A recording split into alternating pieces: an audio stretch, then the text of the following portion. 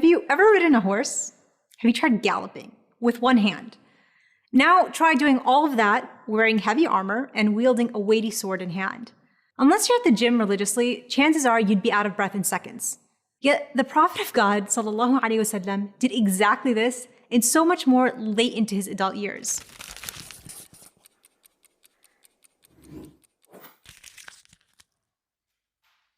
This man was way beyond what we would consider to be fit and healthy today. And this was the case for the majority of the companions, who would also race, wrestle, and fight alongside the Prophet in their day-to-day lives.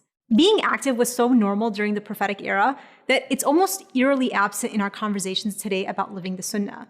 We don't talk or hear enough about staying physically fit because it was something taken for granted during the life of the Prophet.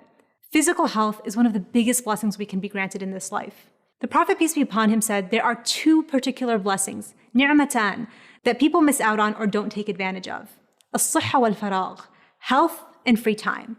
And we know that among the first things we'll be asked about on the Day of Judgment is how we took care of our blessings.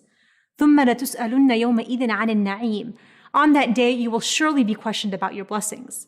So on the one hand, our health is something we cannot be thankful enough for and must care for. On the other, the Prophet actively encouraged us to excel in our strength, stating that الْمُؤْمِنَ الْقَوِيُّ خَيْرٌ وَأَحَبُّ إِلَى اللَّهِ مِنَ الْمُؤْمِنِ الضَّعِيفِ وَفِي كُلٍّ خَيْرٌ. There's good in both, but a strong believer is better and more beloved to Allah than one who is weak. And many scholars have defined the strength in terms of our physicality. Those who have been blessed with health and can excel in their physical strength are encouraged to do so. And it's not just about working out. Being mindful of what we eat and how much we eat is part and parcel of the prophetic legacy. Most famously, the Prophet, peace be upon him, said, "The worst thing you can fill is your stomach, so always leave 1/3 of the room for air." And on I can list how the Prophet set a standard in which we should be extremely mindful of what we eat and how we care for our bodies. Just think about the fact that the Prophet's natural walk was at a brisk pace. I guarantee you one thing, you're not going to be naturally walking that way if you've eaten unhealthy food, you've overeaten, or you don't stay in physical shape.